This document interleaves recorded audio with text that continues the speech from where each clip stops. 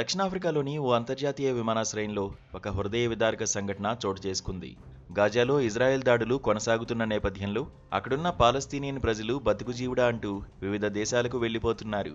సురక్షిత ప్రాంతానికి వెళ్లే క్రమంలో 150 మందికి పైగా పాలస్తీనియన్ శరణార్థులు దక్షిణాఫ్రికాకు చేరుకున్నారు. అయితే వారందరినీ ఆ దేశ అధికారులు విమానంలోనే నిర్బంధించారు. వీరిలో 9 నెలల గర్భవతి, పసిపిల్లలు, వృద్ధులు ఉన్నారు. ప్రయాణ పత్రాలకు సంబంధించిన సమస్యల కారణంగా వారిని విమానం దిగడానికి అనుమతించలేదు.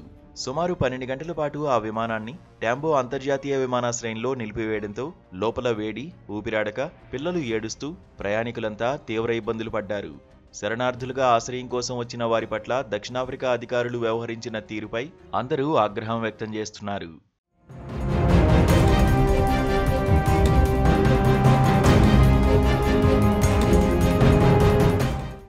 టాంబో విమానాశ్రయానికి చేరుకున్న విమానంలోని పాలస్తీనియన్ల పత్రాలను ఇమిగ్రేషన్ అధికారులు పరిశీలించారు.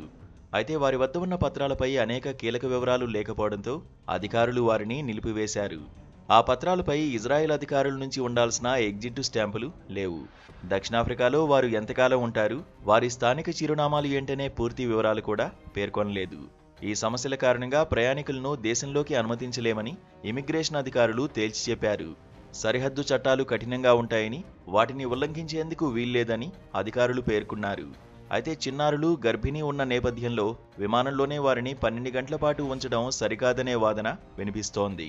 ఈ విషయం దక్షిణాఫ్రికా హోంశాఖ దృష్టికి వెళ్లడంతో పరిస్థితిపై చర్చ జరిగింది. అయితే పరిస్థితిని చక్కదిద్దడంలో స్థానిక స్వచ్ఛంద సంస్థ గిఫ్ట్ ఆఫ్ ది గివర్స్ కీలక పాత్ర పోషించింది. మానవతా దృక్పథంతో ఈ సంస్థ ముందుకు వచ్చి ప్రయాణికుల తాత్కాలిక వసతి, ఆహారం కల్పించడానికి హామీ ఇచ్చింది. సంస్థ జోక్యం, హోంశాఖ అంగీకారంతో 12 గంటలకు పైగా నిరీక్షణ తర్వాత ప్రయాణికులు విమానం దిగేందుకు అధికారులు అనుమతించారు. వీరిలో 23 మంది ప్రయాణికులు దక్షిణాఫ్రికా నుంచి ఇతర దేశాలకు వెళ్లగా, మిగిలిన 130 మంది మాత్రం ఆశ్రయం కోసం దరఖాస్తు చేసుకునేందుకు అక్కడే ఉండిపోయారని సరిహద్దు అధికారులు వెల్లడించారు.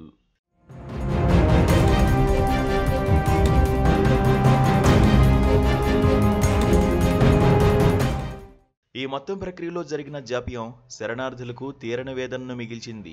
కాగా పాలస్తీనాకు దక్షిణాఫ్రికా ఎంతో కాలం నుంచి మద్దతుగా ఉంటోంది. ఇజ్రాయిల్ హమాస్ వివాదంలో కూడా పాలస్తీనా వైపు నిలబడింది. అందుకే అనేక మంది పాలస్తీనియన్లు తమ ప్రాణాలను రక్షించుకునేందుకు దక్షిణాఫ్రికాలో ఆశ్రయం పొందాలని భావిస్తున్నారు. ఈ తాజా సంఘటనతో పాలస్తీనాకు రాజకీయంగా మద్దతిస్తున్నప్పటికీ శరణార్థుల విషయంలో దక్షిణాఫ్రికా అధికారులు చట్టాలను ఎంత కఠినంగా అమలు చేస్తున్నారో స్పష్టమైంది. భవిష్యత్తులో వచ్చే శరణార్థులకు ఆశ్రయం కల్పించే ప్రక్రియను దక్షిణాఫ్రికా ఎలా సులభతరం చేస్తుందో వేచి చూడాలి.